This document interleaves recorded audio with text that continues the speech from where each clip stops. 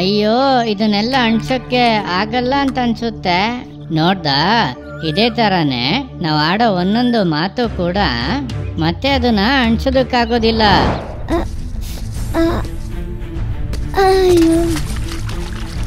ಅಯ್ಯಯ್ಯೋ, ಎಲ್ಲ ಸಕ್ಕರೆನೂ ನೀರೊಳಗೆ ಬಿದ್ದೋಯ್ತಲ್ಲ. ಅಮ್ಮ ಬರೋ ಅಷ್ಟೊತ್ತಿಗೆ ಎಲ್ಲ ತೆಗೆದು ಬಿಡೋಣ. ಈ ಮನುಷ್ಯರೆಲ್ಲರೂ ಅವನ್ನ ಗಾಯಗೊಳಿಸಿದ್ರು, ಅವನ ಹೃದಯವನ್ನ ಮುರಿದಾಕಿದ್ರು.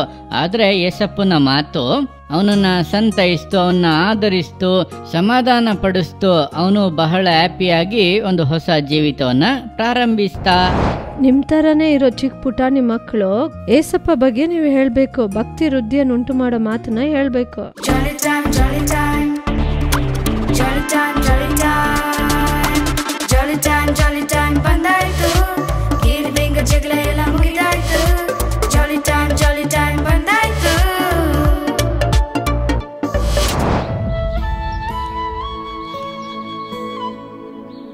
ಈ ಜಾಗ ಎಷ್ಟು ಸುಂದರವಾಗಿದೆ ಅಲ್ವಾ? ಹೌದು ಪ್ರೆಸಿಲ್ಲಾ, ನಾವಿಬ್ಬರೇ ಮಾತಾಡ್ತಾ ಇದೀವಲ್ವಾ, ನಮ್ ಫ್ರೆಂಡ್ಸ್ ಎಲ್ಲ ನೋಡ್ತಾ ಇದಾರಲ್ವಾ, ಅವ್ರಿಗೆಲ್ಲ ಒಂದು ಹಾಯ್ ಹೇಳೋಣವಾ? ಹಾಯ್ ಫ್ರೆಂಡ್ಸ್, ಎಲ್ಲರೂ ಹೇಗಿದ್ದೀರಾ? ಈ ಜಾಲಿ ಟೈಮ್ ಪ್ರೋಗ್ರಾಮ್ ಅಲ್ಲಿ ನಿಮ್ಮೆಲ್ಲರನ್ನು ನೋಡೋದು ತುಂಬಾನೇ ಸಂತೋಷ. ಬನ್ನಿ ಊಟ ಮಾಡೋಣ. ತುಂಬಾ ಫ್ರೂಟ್ಸ್ ಇದೆ, ಬನ್ನಿ ಎಲ್ಲರೂ ತಗೊಂಡು ತಿನ್ನೋಣ. ಅಮ್ಮ, ಇದೇನಮ್ಮ ಬರೀ ಇಷ್ಟೊಂದು ಫ್ರೂಟ್ಸ್ಗಳನ್ನ ಇಟ್ಕೊಂಡಿದ್ದೀರಾ? ಹೇ ಪ್ರೆಸಿಲ್ಲಾ, ಏನು ಪಿಜ್ಜಾ ಬರ್ಗರು ಇದೆಲ್ಲ ಇಲ್ಲ ಅಂತ ಚಿಂತೆ ಮಾಡೋ ತರ ಇದೆ? ಸುಮ್ನೆ ಇರು ಮಿಕ್ಕಿ. ಅಮ್ಮನ್ ಗೊತ್ತಾಗ್ದಂಗ್ ನಾವು ಹೊರಗಡೆ ಹೋಗ್ಬಿಟ್ಟು ತಿನ್ಕೊಂಡ್ ಬಂದ್ಬಿಡೋಣ. ನೀವಿಬ್ಬರು ಏನ್ ಮಾತಾಡ್ಕೊತಾ ಇದ್ದೀರಾ? ಹಂಗೆಲ್ಲ ಏನೂ ಇಲ್ಲಪ್ಪ. ಈ ಫ್ರೂಟ್ಸ್ ಎಲ್ಲ ವಾಶ್ ಮಾಡ್ಬೇಕು, ನೀರ್ ಬೇಕು, ನಾನು ಹೋಗಿ ತಗೊಬರ್ತೀನಿ. ಅಮ್ಮ ಅಮ್ಮ ಇರಿ ಅಮ್ಮ, ನಾನೋಗಿ ನೀರ್ ಇಟ್ಕೊಂಡ್ ಬರ್ತೀನಿ. ಇಲ್ಲ ಪ್ರಸಿಮ, ಇದು ಮಡಿಕೆ, ಇದು ಒಡೆದೋಗ್ಬಿಟ್ರೆ ಎಲ್ಲ ವೇಸ್ಟ್ ಆಗ್ಬಿಡುತ್ತೆ. ನಾನೇ ಹೋಗಿ ತಗೊಬರ್ತೀನಿ. ಅಮ್ಮ ಪ್ಲೀಸ್ ಅಮ್ಮ, ನಾನೇ ಹೋಗಿ ತಗೊಂಡ್ಬರ್ತೀನಿ. ಹೇಳೋದನ್ನ ಕೇಳಿ ಪ್ರಿಸಿಲ್ಲ. ಯಾವಾಗ್ಲೂ ಏನಾದ್ರೂ ಹೇಳ್ತಾನೆ ಇರ್ತೀರಾ, ನನ್ನನ್ನ ನೀವು ಫ್ರೀ ಆಗೇ ಬಿಡೋದಿಲ್ಲ. ನೀವು ಈ ತರ ಮಾಡೋದು ನನಗೆ ಸ್ವಲ್ಪನೂ ಇಷ್ಟನೇ ಆಗೋದಿಲ್ಲಮ್ಮ. ಅಮ್ಮ ನೀವು ಬಿಡಿ, ನನ್ನ ಜೊತೆಗಿದ್ದು ನೋಡ್ಕೋತೀನಿ. ಆ ಮಡಿಕೆನ ನೀವು ಕೊಡಿ. ಹೇ ಲಾ ಲಾ ಲಾ ಲಾ ಲಾ ಲಾ ಲಾ. ಹೇ ಪ್ರೆಸಿಲ್ಲಾ, ನೀನು ಹೋಗ್ಬಿಟ್ಟು ನೀರ್ ತಗೊಂಬಾ. ಹಾ ಓಕೆ ಮಿಕ್ಕಿ.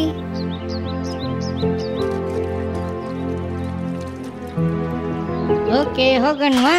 ಅಯ್ಯೋ ಅಯ್ಯಯ್ಯೋ ಅಯ್ಯಯ್ಯೋ, ಅಮ್ಮ ಹೇಳ್ದಂಗೆ ಆಗೋಯ್ತು ಮಿಕ್ಕಿ. ಹೌದು. ಸರಿ ಸರಿ, ಇವಾಗ ನಿನ್ನಿಂದ ಈ ಮಡ್ಕೆನ ಮತ್ತೆ ಜೋಡ್ಸಕ್ಕಾಗುತ್ತಾ? ಟ್ರೈ ಮಾಡಿ ನೋಡು.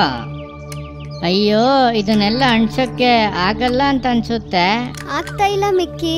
ಹೇ ನೋಡ್ದ, ಇದೇ ತರಾನೇ ನಾವು ಆಡೋ ಒಂದೊಂದು ಮಾತು ಕೂಡ ಮತ್ತೆ ಅದನ್ನ ಅಣ್ಸೋದಕ್ಕಾಗೋದಿಲ್ಲ. ನಾವು ಕೋಪದಲ್ಲಿ ಬೇಜಾರಲ್ಲಿರುವಾಗ ಮಾತನ್ನ ಹರಿಯ ಬಿಡಬಾರ್ದು. ಆಲೋಚಿಸದೆ ಯಾವ ಮಾತನ್ನು ಆಡಬೇಡಿ ಅಂತ ಬೈಬಲ್ ನಮ್ಗೆ ಹೇಳುತ್ತೆ. ಏನ್ ಹೇಳ್ತಿದ್ಯಾ ಮಿಕ್ಕಿ? ನಿಮ್ಮಮ್ಮ ಈ ತರ ಏನು ಕೂಡ ನಡಿಬಾರ್ದು, ನಿನ್ಗೇನು ಸಮಸ್ಯೆ ಆಗ್ಬಾರ್ದಂತಾನೆ ನಿನ್ನ ಹತ್ರ ಆ ತರ ಹೇಳಿದ್ದು. ಆದ್ರೆ ನೀನು ಅವ್ರಿಗೆ ಏನೆಲ್ಲ ಹೇಳಿ ನಿನ್ ಮಾತಿಂದ ಅವ್ರಿಗೆ ನೋವುಂಟು ಮಾಡ್ದೆ ಗೊತ್ತಾ? ನಾಲಿಗೆಯಲ್ಲಿ ಮರಣವು ಜೀವವು ಇದೆ ಎಂಬುದಾಗಿ ಸತ್ಯವೇದ ಹೇಳುತ್ತೆ. ಹಾಗಾಗಿ ನಿನ್ ಮಾತುಗಳು ತುಂಬಾ ಮುಖ್ಯ. ಹೌದು ಮಿಕ್ಕಿ, ಸಾರಿ. ಇವಾಗ ಈ ಮಡ್ಕೆ ಹೊಡೆದೋಯ್ತಲ್ವಾ, ಅಮ್ಮನ ಹತ್ರ ಏನಾದ್ರೂ ಸುಳ್ಳು ಹೇಳ್ಬಿಡೋನ್ವಾ? No no no no no no, ನಾವು ಯಾವತ್ತೂ ಅಪ್ಪನ ಹತ್ರ ಅಮ್ಮನ ಹತ್ರ ಎಲ್ಲ ಸುಳ್ಳು ಹೇಳ್ಬಾರ್ದು. ಇವಾಗ್ಲೂ ಕೂಡ ಒಬ್ಳು ಹುಡುಗಿ ಅಮ್ಮನ್ನ ವಂಚಿಸೋಣ ಅಂತ ಹೋಗಿ ಕೊನೆಗೆ ಏನಾಯ್ತು ಅಂತ ನೋಡೋಣವಾ? ನೋಡೋಣ. ಸರಿ, ಹಾಗಾದ್ರೆ ನೋಡೋಣ.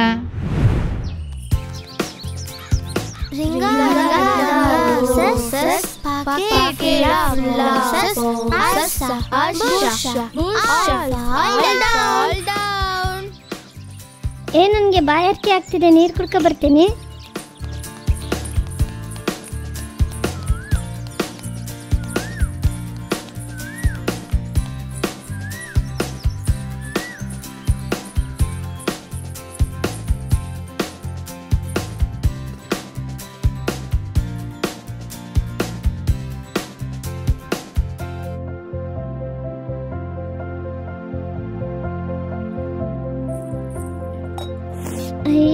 ಸಕ್ಕರೆ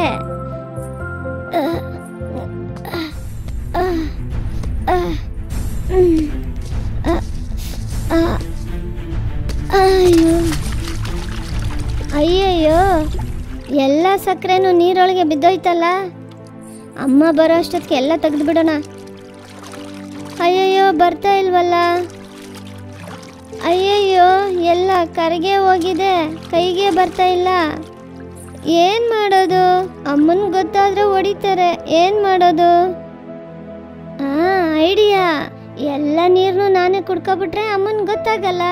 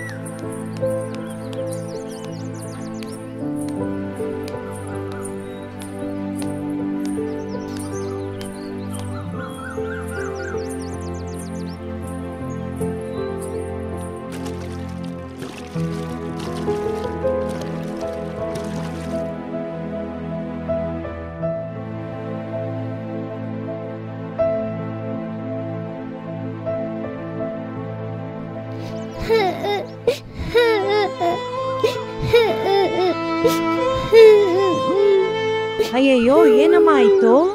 ಹೊಟ್ಟೆ ತುಂಬಾ ನೋವ್ತಾ ಇದೆ ಅಮ್ಮ. ನೀನೇನಮ್ಮ ಮಾಡ್ದೆ? ಏನು ಮಾಡಿಲ್ಲಮ್ಮ. ಏಯ್ ನಿಜ ಹೇಳು, ಸುಳ್ಳು ಹೇಳ್ಬೇಡ. ಸಕ್ಕರೆ ತಿನ್ಬೇಕಂತ ಆಸೆ ಆಯ್ತಮ್ಮ, ಅದಕ್ಕೆ ಸಕ್ಕರೆ ಡಬ್ಬನ್ ತಗೊಳ್ಳೋಣ ಅಂತ ಹೋದೆ ಅಮ್ಮ. ಅದು ನೀರೊಳಗೆ ಬಿದ್ದೋಯ್ತು. ಈ ವಿಷಯ ನಿಮಗೆ ಗೊತ್ತಾದ್ರೆ ಹೊಡಿತೀರಾ ಅಂದ್ಬಿಟ್ಟು ಪೂರ್ತಿ ನೀರನ್ನ ಕುಡಿಯಕ್ ಟ್ರೈ ಮಾಡಿದೆ. ಓ ಅಷ್ಟೇ ವಿಷಯನಾ? ಅಮ್ಮನ ಹತ್ರ ಹೇಳಿದ್ರೆ ಅಮ್ಮ ಕ್ಷಮಿಸ್ತಾ ಇದ್ದೆ. ಅಮ್ಮನ ಹತ್ರ ಹೇಳ್ದಲೆ ಮರೆ ಮಾಡಿದ್ರಿಂದ ಎಷ್ಟು ಕಷ್ಟ ಪಡ್ತಿದ್ಯಾ? ಸಾರಿ ಅಮ್ಮ, ಇನ್ಮೇಲೆ ಈ ತರ ತಪ್ಪು ಮಾಡಲ್ಲ ಅಮ್ಮ. ಪರವಾಗಿಲ್ಲ, ಸರಿ ಹೋಗುತ್ತೆ. ಓಕೆನಾ? ಇನ್ಮೇಲೆ ನನ್ನ ಮಾತಲ್ಲಿ ಗಮನವಾಗಿರ್ತೀನಿ. ಅಮ್ಮನ ಹತ್ರನೂ ಯಾವ ತಪ್ಪನ್ನು ಮರೆ ಮಾಡಲ್ಲ Mickey. Good, very good Priscilla. Friends, ನೀವು ಕೂಡ ಯಾವಾಗ್ಲೂ ಮಾತಲ್ಲಿ ಗಮನದಿಂದ ಇರಿ. ಅಷ್ಟು ಮಾತ್ರ ಅಲ್ಲ, ಅಪ್ಪ ಅಮ್ಮನ ಹತ್ರ ಏನನ್ನು ಮರೆ ಮಾಡಬೇಡಿ. ಓಕೆ ಪ್ರಸಿಲಾ, ಬಾ ಹೋಗೋಣ. ಹಾ ಬಾ ಹೋಗೋಣ ಮಿಕ್ಕಿ. ಲಾ ಲಾ ಲಾ ಲಾ ಲಾ ಲಾ ಲಾ. ಅಮ್ಮ ಬಾಮ್ಮ. ಪ್ರಸಿ ಏನಮ್ಮ ಆಯ್ತು? ಯಾಕೆ ಈ ತರ ಹೊಡ್ ಬರ್ತಿದ್ಯಾ? ಸಾರಿ ಅಮ್ಮ, ನೀವು ಹೇಳಿದ ಥರನೇ ನಾನು ಆ ಮಡ್ಕೆನ ಹೊಡೆದಾಕ್ಬಿಟ್ಟೆ ಅಮ್ಮ. ಸರಿ ಬಿಡು ಪ್ರೆಸಿ, ನಿನಗೇನು ಆಗಿಲ್ವಲ್ಲ. ಇನ್ಮೇಲೆ ಹಿಂಗೆ ಮಾಡಬೇಡ, ಸರಿನಾ? ನಾನು ಇನ್ಮೇಲೆ ಆ ಥರ ಮಾಡಲ್ಲ ಅಮ್ಮ. Very good. ಸರಿ ಬನ್ನಿ, ಎಲ್ಲರೂ ಒಂದು ಗೇಮ್ ಆಡೋಣವಾ? ಯಾವ ಗೇಮ್ ಆಡೋದು ಮಿಕ್ಕಿ? ಕಣ್ಣ ಮುಚ್ಚಲೆ ಆಡೋಣವಾ? ಏ ಸೂಪರ್, ಜಾಲಿ ಆಗಿರುತ್ತೆ, ಬಾ ಓಕೆ ಆಡೋಣ. ಓಕೆ. ಏ ಏ ಏ ಏ. ನಾನು ಹೋಗಿ ಅವಸ್ಕೋತೀನಿ ಮಿಕ್ಕಿ. ನಾನು ಈ ಕಡೆ ಹೋಗ್ತೀನಿ. ಅಮ್ಮ ಅಯ್ಯಯ್ಯೋ, ಏನಾಯ್ತು ಪ್ರಸಿ? ಯಾಕೆ ಬಿದ್ಬಿಟ್ಟೆ? ಅಯ್ಯೋ ಅಮ್ಮ, ಬನ್ನಿ ಬನ್ನಿ. ಏನಮ್ಮ ಏನಾಯ್ತು? ಯಾಕೆ ಏನಾಯ್ತು? ಯಾಕೆ ಹೇಳ್ತಾ ಇದೀಯಾ? ಏನಾಯ್ತಮ್ಮ? ಕೈ ತೋರಿಸು, ಗಾಯ. ಅಯ್ಯೋ, ಕೈಯಲ್ಲಿ ರಕ್ತ ಬರ್ತಾ ಇದೆ ನೋಡು, ಬೇಗ ಬೇಗ ಹಾಕು. ರಕ್ತ ಎಲ್ಲ ಬಂದ್ಬಿಡ್ತಲ್ಲ, ಹಿಂಗ ಆಟ ಆಡ್ತೀಯ? ನೋಡ್ಕೊಂಡು ಆಟ ಆಡ್ಬೇಕಲ್ಲಮ್ಮ. ಹೌದು ಹೌದು, ಸ್ವಲ್ಪ ನೋಡ್ಕೊಂಡು ಆಟ ಆಡ್ಬೇಕಾಗಿತ್ತು. ಏನಿಲ್ಲ, ನಿಧಾನ ಅಮ್ಮ, ನೋಡ್ಕೊಂಡು ನಿಧಾನ ಎದ್ದೋಳು. ಇನ್ಮೇಲೆ ನೋಡ್ಕೊಂಡು ಆಟ ಆಡ್ಬೇಕು, ಓಕೆನಾ? ಸರಿ ಅಪ್ಪ. ನೋಡ್ದ ಮಿಕ್ಕಿ, ನಾವು ಅಪ್ಪ ಅಮ್ಮ ನನ್ಗೇನಾದ್ರೂ ಆದ್ರೆ ಎಷ್ಟು ಗಾಬರಿಯಿಂದ ಓಡ್ ಬರ್ತಾರ ನೋಡ್ದ? ಹೌದು, ಅದೇನೆ ಅಪ್ಪ ಅಮ್ಮನ ಪ್ರೀತಿ. ಹಾಗಾದ್ರೆ ಅಪ್ಪ ಅಮ್ಮ ಇಲ್ದೇ ಇರೋರ್ಗೆ ಯಾರ್ ಮಿಕ್ಕಿ ಪ್ರೀತಿ ತೋರ್ಸೋದು? ಸರಿ, ಅದನ್ನ ನಾವು ಒಂದು ಸ್ಟೋರಿ ಮೂಲಕ ನೋಡೋಣವಾ? ಹಾ ನೋಡೋಣ. ಹಲೋ ಮಕ್ಕಳೇ, ಇವತ್ತು ಬೆನ್ ಲೈಫಲ್ಲಿ ಏನಾಯ್ತು ಅಂತ ನೋಡೋಣವಾ? ಅವನ ವಯಸ್ಸು 11 ವರ್ಷ. ಅವನು 3rd ಸ್ಟ್ಯಾಂಡರ್ಡ್ ಓದ್ತಿದ್ದ. ಅವನಿಗೆ ಚಿಕ್ಕ ವಯಸ್ಸಲ್ಲೇ ಅವರಪ್ಪ ಸತ್ತೋಗ್ಬಿಟ್ರು. ಅಪ್ಪ ಇಲ್ಲ ಅಂದ್ರೆ ತುಂಬಾ ಕಷ್ಟ ಅಲ್ವಾ? ಅದೇ ತರನೇ ಅವ್ರ ಮನೇಲಿ ಕೂಡ ತುಂಬಾ ಕಷ್ಟಪಟ್ರು. ಅವ್ರಮ್ಮ ಮನೆ ಕೆಲಸ ಮಾಡ್ಕೊಂಡು ಇವನ್ನ ಬೆಳೆಸ್ತಾ ಇದ್ರು. ಒಂದಿನ ಇವನು ಸ್ಕೂಲ್ ಮುಗಿಸ್ಕೊಂಡು ವೇಗವಾಗಿ ಓಡ್ ಬಂದ. ಬ್ಯಾಗ್ನ ಇಟ್ಬಿಟ್ಟು ಅಮ್ಮನ ಹತ್ರ ಹೇಳ್ದ, ಅಮ್ಮ ಅಮ್ಮ ನಂಗೆ ಹೊಟ್ಟೆ ಸೀತಾ ಇದೆ, ಏನಾದ್ರೂ ತಿನ್ನಕ್ ಕೊಡಿ ಅಮ್ಮ. ಅವಾಗ ಅವ್ರಮ್ಮ ಹೇಳಿದ್ರು, ಏ ಬೆನ್ನಿ, ನೈಟಿಗೆ ಮಾತ್ರ ಊಟ ಇದೆ ಕಣೋ, ಅದು ಕೂಡ ಗಂಜಿ ಇದೆ ಅಂತ ಹೇಳುವಾಗ ಅವನು, ಅಮ್ಮ ನನಗೆ ತುಂಬ ಹೊಟ್ಟೆ ಸೀತಾ ಇದೆ ಅಂತ ಹೇಳ್ಬಿಟ್ಟು ಹೋಗ್ಬಿಟ್ಟ. ಅದನ್ನ ನೋಡ್ಬಿಟ್ಟು ಅವ್ರಮ್ಮ, ಅಯ್ಯೋ ನನ್ನ ಮಗಂಗೆ ಒಂದೊತ್ತು ಕೂಡ ಒಳ್ಳೆ ಊಟ ಕೊಡಕ್ಕಾಗ್ತಿಲ್ವಲ್ಲ, ಹೇಗಾದ್ರೂ ಅವನಿಗೆ ಒಳ್ಳೆ ಊಟ ಕೊಡಬೇಕು ಅಂತ ಹೇಳ್ಬಿಟ್ಟು ನಾವು ಸುಮ್ಮನೆ ಈ ಗ್ರಾಮನ ಬಿಟ್ಬಿಟ್ಟು ಒಂದು ಪಟ್ಟಣಕ್ಕೆ ಹೋಗೋಣ, ಸಿಟಿಗೆ ಹೋಗೋಣ ಅಂತ ಅನ್ಬಿಟ್ಟು ಬೆನ್ನಿನೂ ಕೂಡ ಕರ್ಕೊಂಡು ಪಟ್ಟಣಕ್ಕೆ, ಸಿಟಿಗೆ ಹೊರಟ್ಬಿಟ್ರು. ಅಲ್ಲಿ ಹೋಗಿ ಅವರು ಕೆಲಸ ಮಾಡ್ತಾ ಇದ್ದಾರೆ, ಮಗನ ಓದಿಸ್ತಾ ಇದ್ದಾರೆ. ದಿಢೀರಂತ ಒಂದಿನ ಅವ್ರಮ್ಮಂಗೆ ಜ್ವರ ಬಂತು. ಈ ಬೆನ್ನಿಗೆ ಪಕ್ಕದಲ್ಲಿ ಕುತ್ಕೊಂಡು ಏನ್ ಮಾಡ್ಬೇಕಂತ ಗೊತ್ತಿಲ್ಲ. ಊರಲ್ಲಿ ಅವನಿಗೆ ಯಾರೂ ಗೊತ್ತಿಲ್ಲ, ಯಾವೊಬ್ಬ ಮನುಷ್ಯನು ಕೂಡ ಗೊತ್ತಿಲ್ಲ. ಅವನು ಅವರಮ್ಮ ಜ್ವರ ಬಂದು ಹಾಗೆ ಮಲ್ಕೊಂಡಿರುವಾಗ ಇವನ್ ಪಕ್ಕದಲ್ಲಿ ಕುತ್ಕೊಂಡು, ಅಮ್ಮ ಪ್ಲೀಸ್ ಅಮ್ಮ ಎದ್ದೇಳಿ ಅಮ್ಮ, ಅಮ್ಮ ಪ್ಲೀಸ್ ಎದ್ದೇಳಿ ಅಮ್ಮ ಅಂತ ಹೇಳ್ತಾ ಇದ್ದಾನೆ. ಆದ್ರೆ ರಮ್ಮಂಗ ಆಗ್ತಾ ಇಲ್ಲ, ಯಾಕಂದ್ರೆ ಜ್ವರ ಜಾಸ್ತಿ ಆಗ್ಬಿಡ್ತು. ಆಸ್ಪತ್ರೆಗೆ ಹೋಗ್ ಕೂಡ ಇವಾಗ ದಾರಿ ಇಲ್ಲ, ದುಡ್ಡು ಕೂಡ ಇಲ್ಲ. ಅವರಮ್ಮಂಗೆ 1 ದಿನ ಆಯ್ತು, 2 ದಿನ ಆಯ್ತು, 3 ದಿನ ಆಯ್ತು, ಇವನು ಪಕ್ಕದಲ್ಲಿ ಕುತ್ಕೊಂಡು ಅಳ್ತಾನೆ ಇದ್ದ, ಅಮ್ಮ ಎದ್ದೇಳಿ ಅಮ್ಮ, ಅಮ್ಮ ಎದ್ದೇಳಿ ಅಮ್ಮ ಅಂತ ಹೇಳಿ.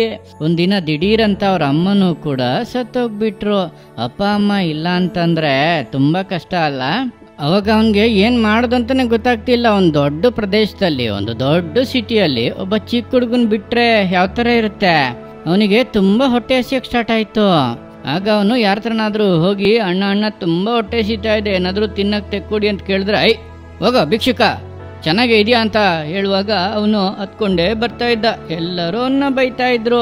ಒಂದಿನ ಅವನಿಗೆ ತುಂಬಾನೇ ಹೊಟ್ಟೆ ಹಸಿತಾ ಇತ್ತು. ಅವಾಗ ಏನ್ ಮಾಡ್ದ ಅಂದ್ರೆ, ಒಂದು ವಡೆ ಅಂಗಡಿಲಿ ವಡೆ ಸುಡ್ತಾ ಇದ್ರು. ಅವಾಗ ಅವನು ಹಂಗೇನೆ ಗೊತ್ತಾಗ್ದಂಗೆ ಕೈ ಹಾಕ್ಬಿಟ್ಟು ಇನ್ನೇನು ವಡೆ ತಗೋಬೇಕು, ಅಷ್ಟೊಳಗಡೆ ಅಂಗಡಿಯವ್ರನ್ನ ಹಿಡ್ಕೊಂಡು ಅವನ್ನ ಚೆನ್ನಾಗಿ ಹೊಡೆದು, ಏಯ್ ವಡೆ ಕದೀತಾ ಇದೆಯೇನೋ ಅಂತ ಚೆನ್ನಾಗಿ ಬೈತಾ ಇದ್ರು. ಅವನು ಜೋರಾಗಿ ಅಳ್ತಿದ್ದ, ನನಗೆ ಅಮ್ಮನೂ ಇಲ್ಲ, ನನಗೆ ಅಪ್ಪನೂ ಇಲ್ಲ, ನನಗೆ ತುಂಬಾ ಹೊಟ್ಟೆ ಹಸಿತಾ ಇದೆ, ನಾನು ಯಾರ ಹತ್ರ ಕೇಳಿದ್ರು ಏನು ಊಟ ಕೊಡ್ತಾ ಇಲ್ಲ, ನನ್ನನ್ನು ಎಲ್ಲರೂ ಬೈತಾರೆ, ನನ್ನ ಮನಸ್ಸೇ ಒಡೆದೋಗಿದೆ, ನನ್ನನ್ನು ಕಂಡ್ರೆ ಯಾರಿಗೂ ಇಷ್ಟ ಇಲ್ಲ ಅಂತ ಅಂದ್ಬಿಟ್ಟು ತುಂಬಾನೇ ಅಳೋದಕ್ಕೆ ಸ್ಟಾರ್ಟ್ ಮಾಡ್ದ. ಆಮೇಲೆ ಲೋಕದಲ್ಲಿರೋ ಎಲ್ಲ ಮನುಷ್ಯರನ್ನು ದ್ವೇಷ ಮಾಡಕ್ ಸ್ಟಾರ್ಟ್ ಮಾಡ್ದ. ಯಾರ್ಯಾರಿದಾರೋ ಎಲ್ಲ ಮನುಷ್ಯರ ಮೇಲೂ ಸಿಟ್ ಮಾಡ್ಕೋತಾ ಇದ್ದ. ಒಂದಿನ ಅವನು ನೈಟು ಮಲ್ಗೋದೇ ಇಲ್ಲ, ಯಾಕೆಂದ್ರೆ ಅವನ್ಗೆ ಮನೆ ಏನು ಇಲ್ವಲ್ಲ. ಹಾಗಾಗಿ ಒಂದಿನ ನೈಟು ಅವನು ಹಾಗೆ ಬೀದಿ ಬೀದಿ ಅಲಿತಾ ಇರೋನು.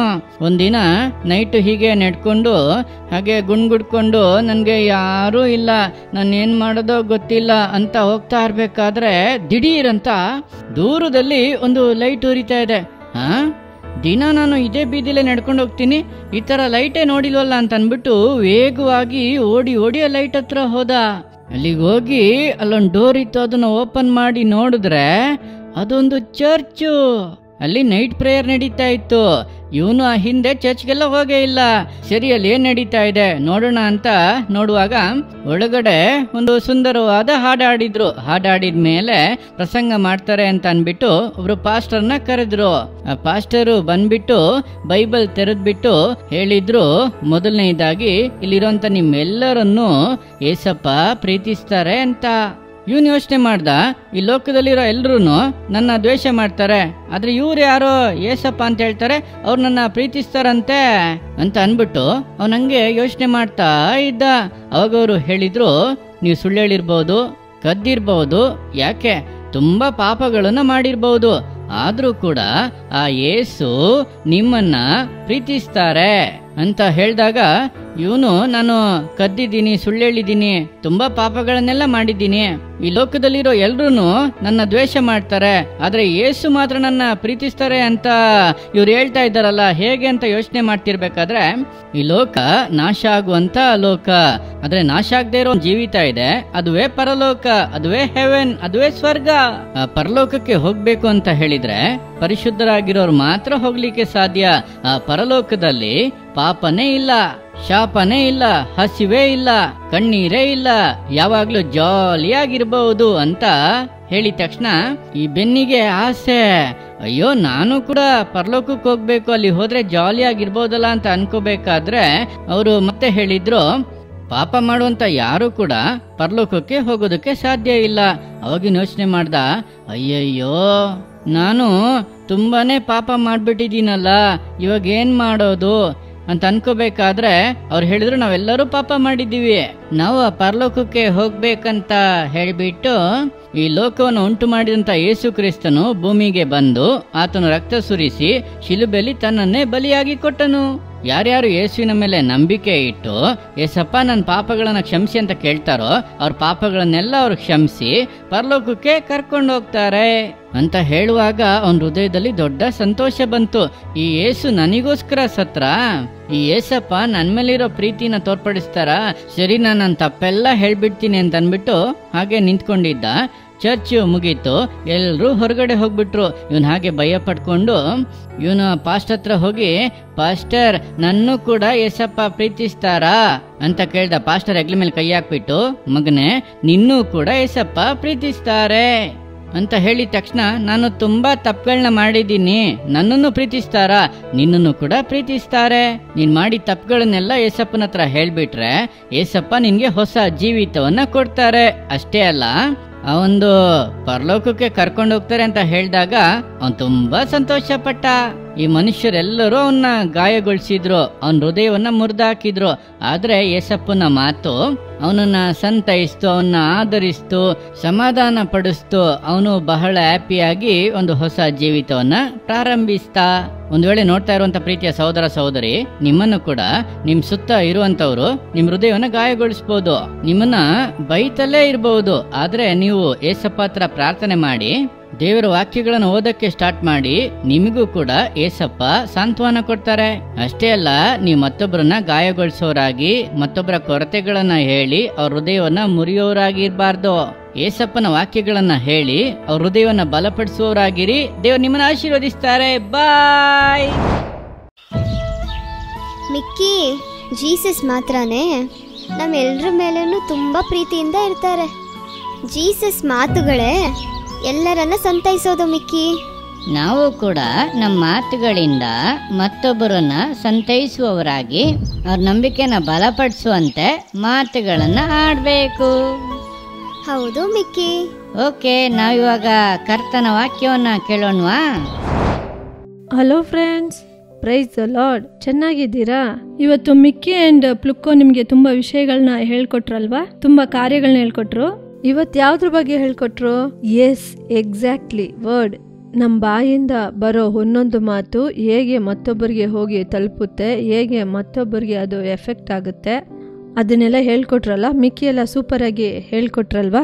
ನಾನಿಂದು ನಿಮಗೆ ತಿಳಿಸೋದೇನೆಂದರೆ, ನಮ್ಮ ಬಾಯಿಂದ ಯಾವ ರೀತಿ ಮಾತುಗಳು ಬರಬೇಕು ಅನ್ನೋದನ್ನ ತಿಳಿಸ್ತೀನಿ, ಸರಿನಾ? ಅದಕ್ಕೂ ಮೊದಲು ನಾನು ನಿಮ್ಗೊಂದು ವಾಕ್ಯ ತೋರಿಸ್ತೀನಿ. ಯಾವುದಂದ್ರೆ ಎಫೆಸದವರಿಗೆ 4ನೇ ಅಧ್ಯಾಯ 29ನೇ ವಾಕ್ಯ. ನಿಮ್ಮ ಬಾಯೊಳಗಿಂದ ಯಾವ ಕೆಟ್ಟ ಮಾತು ಹೊರಡಬಾರದು, ಭಕ್ತಿಯನ್ನು ವೃದ್ಧಿ ಮಾಡುವಂತ ಕಾಲೋಚಿತವಾದ ಮಾತು ಇದ್ದರೆ ಕೇಳುವವರ ಹಿತಕ್ಕಾಗಿ ಅದನ್ನು ಆಡಿರಿ. ನೋಡಿರಿ, ಏನ್ ಹೇಳಿದ್ದಾರೆಂದರೆ, ಕೆಟ್ಟ ಮಾತುಗಳು ನಮ್ಮ ಬಾಯಿಂದ ಬರಬಾರದಂತೆ. ಮತ್ತೊಬ್ಬರಿಗೆ ಭಕ್ತಿಯನ್ನು ವೃದ್ಧಿ ಮಾಡುವಂತ ಮಾತುಗಳೇ ನಮ್ಮ ಬಾಯಿಂದ ಬರಬೇಕು ಅಂತ ಇಲ್ಲಿ ಬೈಬಲಲ್ಲಿ ಯೇಸಪ್ಪ ಹೇಳಿದ್ದಾರೆ, ಸರಿನಾ? ಸರಿ, ಅದೇನೋ ಕೆಟ್ಟ ಮಾತು, ಭಕ್ತಿ ವೃದ್ಧಿಯನ್ನುಂಟು ಮಾಡುವ ಮಾತು ಎಂದು ಯೋಚಿಸುತ್ತಿದ್ದೀರಾ?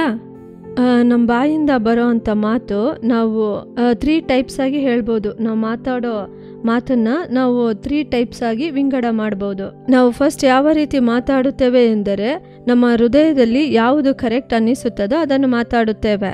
ಫಾರ್ ಎಕ್ಸಾಂಪಲ್, ನಮಗೆ ಯಾರಾದರೂ ಇಷ್ಟ ಇಲ್ಲ ಅಂದರೆ ಅವ್ರ ಬಗ್ಗೆ ನಾವು ತಪ್ಪಾಗಿ ಮಾತಾಡ್ತೀವಿ. ಅವರು ಸುಳ್ಳು ಹೇಳ್ತಾರೆ ಅಂತ ನಮಗೆ ಫೀಲ್ ಆದರೆ ಅವರು ಸುಳ್ಳೇ ಹೇಳ್ತಾರೆ ಅಂತ ನಾವು ಮಾತಾಡ್ತಾ ಇರ್ತೀವಿ. ಒಬ್ರು ಯಾರಾದರೂ ನಮಗೆ ಇಷ್ಟ ಆದರೆ ಅವ್ರನ್ನ ಹೊಗಳಿ ಮಾತಾಡ್ತೀವಿ, ಅವರ ಬಳಿ ನಾವು ಚೆನ್ನಾಗಿ ಮಾತಾಡ್ತೀವಿ, ಕರೆಕ್ಟ್ ತಾನೇ?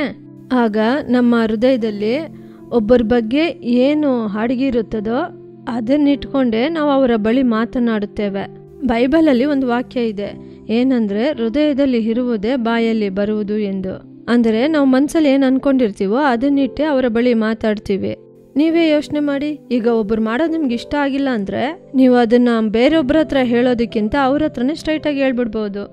ಸರಿ, ನಾವು ಸೆಕೆಂಡ್ ಟೈಪ್ ಆಫ್ ಮಾತು ಯಾವ ರೀತಿ ಆಡ್ತೀವಿ ಅಂದರೆ, ನಾವು ಆ ರೀತಿ ಮಾತಾಡಬೇಕು ಅಂದ್ಕೊಂಡಿರಲ್ಲ, ಆ ಇಂಟೆನ್ಷನಿಂದ ನಾವು ಮಾತಾಡಿರಲ್ಲ, ಆದರೆ ನಾವು ಹೇಗಾದರೂ ಅದನ್ನ ಮಾತಾಡಿರ್ತೀವಿ.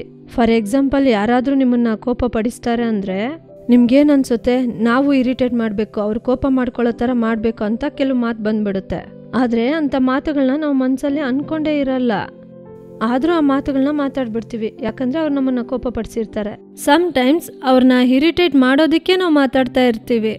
ನಾವು ಮತ್ತೊಬ್ಬರನ್ನ ಇರಿಟೇಟ್ ಮಾಡೋದಕ್ಕೂ ಕೋಪ ಪಡಿಸೋದಕ್ಕೂ ಮಾತಾಡ್ಬೋದಾ ಫ್ರೆಂಡ್ಸ್? ಸ್ವಲ್ಪ ಯೋಚಿಸಿ ನೋಡಿರಿ. ಕೊನೆಯದಾಗಿ ಥರ್ಡ್ ಟೈಪ್ ಆಫ್ ವರ್ಡ್, ಯಾವ ರೀತಿ ಮಾತುಗಳನ್ನ ನಾವು ಯೂಸ್ ಮಾಡ್ತೀವಿ ಗೊತ್ತಾ? ಜ್ಞಾನವಾದ ಮಾತುಗಳನ್ನೇ ಯೂಸ್ ಮಾಡ್ತೀವಿ. ಜ್ಞಾನವಾದ ಮಾತುಗಳು ಅನ್ನೋದಕ್ಕೆ ಬೆಸ್ಟ್ ಎಕ್ಸಾಂಪಲ್ ಸತ್ಯವೇದದಲ್ಲಿದೆ, ಆದಿಕಾಂಡದಲ್ಲಿದೆ. ಆದಿಕಾಂಡದಲ್ಲಿ ನೀವು ಆ ಕ್ರಿಯೇಷನ್ ಸ್ಟೋರಿ ಎಲ್ಲ ಕೇಳಿರ್ತೀರಿ, ಹೇಗೆ ದೇವ್ರು ಸೃಷ್ಟಿ ಮಾಡಿದ್ರಂತೆಲ್ಲ ಓದಿರ್ತೀರಿ. ಸ್ವಲ್ಪ ಯೋಚಿಸಿ ನೋಡಿ. ಏಸಪ್ಪ ದೊಡ್ಡ ಬೆಳಕು ಹಾಗೂ ಚಿಕ್ಕ ಬೆಳಕು ಅಂದ್ರೆ ಸೂರ್ಯನು ಚಂದ್ರನು ಏಸಪ್ಪ ಸೃಷ್ಟಿ ಮಾಡ್ತಾರೆ, ಮಾತಿಂದ ಸೃಷ್ಟಿ ಮಾಡ್ತಾರೆ. ಸನ್ ಉಂಟಾಗಲಿ, ಮೂನ್ ಉಂಟಾಗಲಿ ಅಂತ ದೇವ್ರು ಸೃಷ್ಟಿ ಮಾಡ್ತಾರೆ, ಹಂಗೆ ತಾನೆ? ಆಗ ಬೈಬಲಲ್ಲಿ ಕ್ಲಿಯರ್ ಆಗಿ ಹೇಳಿದೆ, ಕಾಲಗಳನ್ನ ನಾವು ಕಂಡುಹಿಡಿಯೋದಕ್ಕಾಗಿ ಸನ್ನನ್ನು ಮೂನನ್ನು ಸೃಷ್ಟಿಸಿದರು ಅಂತ. ಆದಿಕಾಂಡ 1ನೇ ಅಧ್ಯಾಯದಲ್ಲಿ ಇದೆ, ನೀವು ಓದ್ ನೋಡಿರಿ. ನೀವು ಸ್ವಲ್ಪ ಯೋಚಿಸಿ ನೋಡಿರಿ. ಕಾಲಗಳು ಅಂದರೆ ಏನು? Days and years. ಇದನ್ನ ಹೇಗೆ ಕಂಡುಹಿಡಿತೀವಿ? ಅರ್ತ್ ತನ್ನಕ್ಕೆ ತಾನೇ ಸುತ್ತಿತು ಅಂದರೆ 1 ಡೇ. ಅದೇ ಸನ್ನನ್ನು ಸುತ್ತಿದ್ರೆ 1 ಇಯರ್, 365 ಡೇಸ್. ಲೀಪ್ ಇಯರ್ ಎಂದರೆ 366 ಡೇಸ್. ಆಗ ಕಾಲನ ಕಂಡುಹಿಡಿಬೇಕಂದ್ರೆ, 1 ಇಯರ್ನ ಕಂಡುಹಿಡಿಬೇಕಂದ್ರೆ ಅದಕ್ಕೆ ಸೂರ್ಯ ಬೇಕು. 1 ಡೇನ ಕಂಡುಹಿಡಿಬೇಕಂದ್ರೆ ಭೂಮಿ ತನ್ನಕ್ಕೆ ತಾನೇ ಸುತ್ತೋಗಿ ಏನಾಗುತ್ತೆ? ಒಂದು ಹಗಲು ಬರುತ್ತೆ, ಒಂದು ರಾತ್ರಿ ಬರುತ್ತೆ. ಆಗ ನಾವೇನ್ ಮಾಡ್ತೀವಿ? ಒಂದ್ಸಲ ನಾವು ಸನ್ನ ನೋಡ್ಬೋದು, ನಂತರ ನಾವು ಮೂನ್ನ ನೋಡ್ಬೋದು. ಸೊ 1 ಡೇನ ಕ್ಯಾಲ್ಕುಲೇಟ್ ಮಾಡಕ್ಕೂ ನಾವು ಸೂರ್ಯನು ಚಂದ್ರನ್ನು ನಾವು ಉಪಯೋಗಿಸ್ಕೋತೀವಿ, ಕರೆಕ್ಟ್ ತಾನೆ? ಏಸಪ್ಪ ಏನ್ ಮಾಡಿದ್ರು? ಸನ್ ಉಂಟಾಗ್ಲಿ ಮೂನ್ ಉಂಟಾಗ್ಲಿ ಅಂತ ತಾನೇ ಹೇಳಿದ್ರು. ಇಷ್ಟು ಡೀಟೇಲ್ಸು, ಆ ಕ್ರಿಯೇಷನಲ್ಲಿ ಇಷ್ಟು ಡೀಟೇಲ್ಸ್ ಎಲ್ಲ ನಡೆದಿದೆಯಲ್ಲ, ಆಗ ಆ ಮಾತು ಎಷ್ಟು ಜ್ಞಾನ ಉಳ್ಳದಾಗಿರ್ಬೇಕು ಯೋಚಿಸಿ ನೋಡ್ರಿ. ನಾವು ಇದೇ ರೀತಿ ಜ್ಞಾನವುಳ್ಳ ಮಾತುಗಳನ್ನು ಉಪಯೋಗಿಸ್ಬೇಕು. ಈ ಥರ್ಡ್ ಟೈಪ್ ಆಫ್ ಮಾತು ತರ ಇದೇ ನಾವು ಉಪಯೋಗಿಸ್ಬೇಕಾದ ಮಾತು. ನಾನು ನಿಮ್ಗೆ ಪ್ರಾಕ್ಟಿಕಲ್ ಆಗಿ ಒಂದು ಎಕ್ಸಾಂಪಲ್ ಹೇಳ್ತೀನಿ. ನೀವೇನ್ ಮಾಡ್ಬೋದು ನಿಮ್ ಡೇ ಟು ಡೇ ಲೈಫಲ್ಲಿ ಅಂತ ಯೋಚನೆ ಮಾಡ್ತಿದ್ದೀರಾ? ನಾನು ನಿಮ್ಗೆ ಒಂದು ಪ್ರಾಕ್ಟಿಕಲ್ ಆಗಿ ಎಕ್ಸಾಂಪಲ್ ಹೇಳ್ತೀನಿ. ಏನಂದ್ರೆ, ನೀವೆಲ್ಲರೂ ಸ್ಕೂಲ್ಗೆ ಹೋಗ್ತಾ ಇದ್ದೀರಿ. ಏಸಪ್ಪ ನಿಮ್ಮನ್ನ ಸಂರಕ್ಷಿಸಿ ಎಲ್ಲದ್ರಿಂದ ಕಾಪಾಡಿ ನಿಮ್ಮನ್ನ ಸ್ಕೂಲ್ಗೆ ಕಳಿಸ್ತಾರೆ. ನಿಮಗೆ ಯಾವುದೇ ಲಾಸು ಇಲ್ಲ, ಅದರಿಂದ ಏಸಪ್ಪಗೆ ಥ್ಯಾಂಕ್ಸ್ ಹೇಳ್ಬೇಕು, ಸರಿನಾ? ಆದರೆ ನೀವು ಸ್ಕೂಲ್ಗೆ ಹೋಗುವಾಗ ತುಂಬ ಕಾರ್ಯಗಳನ್ನ ನೀವು ಫೇಸ್ ಮಾಡಬೇಕು. ಕೊರೋನಾ ಟೈಮಲ್ಲಿ ನೀವು ಸ್ಕೂಲ್ಗೆ ಹೋಗಿರಲ್ಲ. ನಿಮ್ಮ ಥರನೇ ಇರೋ ಚಿಕ್ಕ ಪುಟಾಣಿ ಮಕ್ಕಳು ಕೊರೋನಾದಿಂದ ಅವ್ರ ಪೇರೆಂಟ್ಸ್ನ ಕಳ್ಕೊಂಡಿರ್ಬೋದು, ಇಲ್ಲ ಅವ್ರ ಜೊತೆ ಹುಟ್ಟಿದವರು ಸತ್ತಿರ್ಬೋದು, ರಿಲೇಟಿವ್ಸ್ ಸತ್ತೋಗಿರ್ಬೋದು, ಇಲ್ಲ ಅವರು ತುಂಬ ನಷ್ಟಪಟ್ಟಿರ್ಬೋದು, ಲಾಸ್ ಆಗಿರ್ಬೋದು. ಅದನ್ನೆಲ್ಲ ನೀವು ಕೇಳುವಾಗ ಏಸಪ್ಪ ಬಗ್ಗೆ ನೀವು ಹೇಳಬೇಕು, ಭಕ್ತಿ ವೃದ್ಧಿಯನ್ನು ಉಂಟು ಮಾಡೋ ಮಾತನ್ನ ಹೇಳಬೇಕು. ಅದೇ ತಾನೇ ನಾವು ಫಸ್ಟ್ ವಾಕ್ಯದಲ್ಲಿ ನೋಡಿದ್ದು, ಏಸಪ್ಪ ಬಗ್ಗೆ ಹೇಳಬೇಕು. ಚಿಂತೆ ಪಡಬೇಡಿ, ಚೆನ್ನಾಗಿರಿ, ಏಸಪ್ಪ ಇದ್ದಾರೆ. ನೀವು ಚಿಂತೆಯೇ ಪಡಬೇಡಿ, ಏಸಪ್ಪ ನಿಮಗಾಗಿ ಇದ್ದಾರೆ, ನಿಮಗಾಗಿ ಸತ್ತನು ಅಂತ ನೀವು ಏಸಪ್ಪ ಬಗ್ಗೆ ಒಳ್ಳೆ ಮಾತುಗಳನ್ನು ಹೇಳಿ ಸಂತೈಸುವಿಕೆಯ ಮಾತುಗಳನ್ನ ಮಾತಾಡಿದ್ರಿ ಅಂದ್ರೆ ದೇವರು ನಿಮ್ಮನ್ನ ತುಂಬಾ ಇಷ್ಟಪಡ್ತಾರೆ, ಸರಿನಾ? ಸರಿ, ಇವತ್ತು ಏಸಪ್ಪ ನಮಗೆ ಮಾತು ಬಗ್ಗೆ ಹೇಳ್ಕೊಟ್ರಲ್ಲ, ಎಲ್ಲರೂ ಕಣ್ಮುಚ್ಚಿ ನಾವು ಪ್ರಾರ್ಥಿಸೋಣ. ಏಸಪ್ಪ ನಮಗೆ ಜ್ಞಾನವುಳ್ಳ ಮಾತನ್ನು ಕೊಡ್ಬೇಕಲ್ಲ, ಅದಕ್ಕಾಗಿ ನಾವೆಲ್ಲ ಪ್ರಾರ್ಥಿಸೋಣ, ಸರಿನಾ? ಎಲ್ಲರೂ ಕಣ್ಮುಚ್ಚಿ. ಪ್ರೀತಿ ಉಳ್ಳ ಏಸಪ್ಪ, ಇವತ್ತು ನಮಗೆ ನೀವು ಹೇಳ್ಕೊಟ್ಟಂಥ ಮಾತುಗಳಿಗಾಗಿ ಸ್ತೋತ್ರ. ನಾವು ಮಾತುಗಳನ್ನ ಹೇಗೆ ಉಪಯೋಗಿಸ್ಬೇಕಂತ ಹೇಳ್ಕೊಟ್ರಿ, ಅದಕ್ಕಾಗಿ ತುಂಬ ವಂದನೆಗಳು. ನಾವು ಮತ್ತೊಬ್ಬರಿಗೆ ತುಂಬ ಹೆಲ್ಪ್ಫುಲ್ ಆಗಿರಲು, ಭಕ್ತಿ ವೃದ್ಧಿಗೆ ಅನುಗುಣವಾಗಿ ನಿಮ್ಮ ಚಿತ್ತದಂತೆ ಯೂಸ್ ಮಾಡೋಕ್ಕೆ ನಮಗೆ ಹೆಲ್ಪ್ ಮಾಡಿ. ಅಂತಹ ಮಾತುಗಳು ನಮ್ಮ ಬಾಯಿಂದ ಬರಬೇಕು. ನಮ್ಮನ್ನು ಅದಕ್ಕಾಗಿ ಒಪ್ಪಿಸ್ಕೊಡ್ತೇವೆ.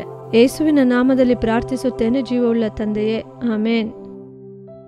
ಫ್ರೆಂಡ್ಸ್, ಮರ್ತೋಗ್ಬೇಡಿ, ಯಾವ ರೀತಿ ಮಾತುಗಳನ್ನು ಆಡಬೇಕು ಅಂತ ನೀವೇ ಡಿಸೈಡ್ ಮಾಡಬೇಕು. ಆದರೆ ಅದು ಏಸಪ್ಪನಿಗೆ ಇಷ್ಟನಾ ಅಂತ ಯೋಚನೆ ಮಾಡಿ, ಸರಿನಾ? ಸರಿ, ನೀವು ಒಳ್ಳೆ ಮಾತುಗಳನ್ನ ಮಾತಾಡೋದಕ್ಕೆ ಏಸಪ್ಪ ನಿಮ್ಗೆ ಸಹಾಯ ಮಾಡ್ತಾರೆ, ಸರಿನಾ? ಸರಿ, ನಾನು ಇನ್ನೊಂದಿನ ನಿಮ್ಮನ್ನು ಸಂಧಿಸ್ತೀನಿ. ಅಂಟಿಲ್ ದೆನ್, ಬಾಯ್ ಬಾಯ್. ಏನು ಫ್ರೆಂಡ್ಸ್, ಈ ಮೆಸೇಜ್ ನಿಮ್ಮೆಲ್ಲರಿಗೂ ತುಂಬಾ ಯೂಸ್ಫುಲ್ ಆಗಿತ್ತಲ್ವಾ? ಸೂಪರ್ ಆಗಿತ್ತಲ್ವಾ? ಹೌದೌದೌದು, ಖಂಡಿತ ಯೂಸ್ಫುಲ್ ಆಗಿರುತ್ತೆ ಫ್ರೆಂಡ್ಸ್. ನೀವು ಇವತ್ತು ಮಾತು ಅನ್ನೋ ಶೀರ್ಷಿಕೆಯಲ್ಲಿ ತುಂಬಾ ವಿಷಯಗಳನ್ನ ತಿಳ್ಕೊಂಡ್ರಿ. ಅದನ್ನ ನೀವು ಫಾಲೋ ಮಾಡಿ ಜೀಸಸ್ಗೋಸ್ಕರ ಇಗ್ನೇಟರ್ಸ್ ಆಗಿ ಬೆಂಕಿ ಹೊತ್ತಿಸುವವರಾಗಿ ಪ್ರಕಾಶಿಸಿರಿ. ಕರ್ತನು ನಿಮ್ಮನ್ನು ಆಶೀರ್ವದಿಸುತ್ತಾನೆ. Bye. Jolly time Jesus Redeems Ministries, Nalumavadi, Thoothukudi district 628211. For 24 hours prayer support, call 08035454545. God bless you.